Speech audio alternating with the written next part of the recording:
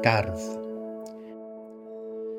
Pan fyddi di'n anghofio bob dydd wrth i sydd effro, a phan fydd blodau pêr dy fyd a'r ser o hyd yn gwywo, cawn unau gyd-freuddwydio am godi pac i grwydro. Darganfod drws sy'n mynd at ardd lawn blodau hardd yn swyno. A bydd llynnyddwch yno, a border bach i'w dwtio, a daw i'r fei hen femrwn map a'r hap wrth i ni gloddio. A'r persawr fydd yn hudo, datgofion unwaith eto, ac awn ymlaen ar siwrnau hir, i'r tir gael ailflodeuo.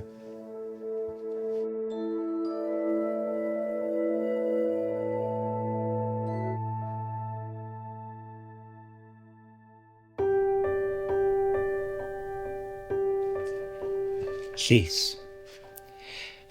Wedi'r draffordd a'r ffordd ddeuol, rhaid pwyllo yn arferth i'r 20 milltir yr awr, troi'r chwith at ymlosgfa. Gobeithio nad angladd yw hwn. Ie, mam, un arall. Cawn de wedyn, cwrdd â chyffoedion, mynd am dro. Ac o'r bryn lle by'r llys, rwy'n dywylio'n chwilio am gof rhwng y gerddi cymen. Ni lwyddaf dy gyrraedd, na chwaith dy oddiweddyd, galw arnat droion.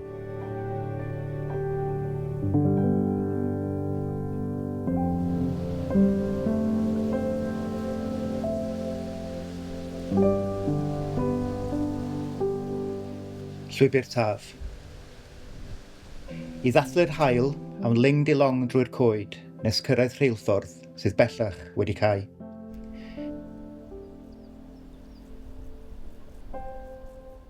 Cawn wledda ar fwyar dion a chan mwy alchen, dysgu enwau coed i'r wirion, hel ysgofion am dywanwyn, dan wres tonog y dail. Ond yn araf, diflanna'r brwsio'n sgwrs, a'i ffalôn yn gul, dan gysgod. Mae'n oeri, well troi siathre nawr, at y lawnt glastig, a'r chwyn yn tyfu rhwng craciau'r patia.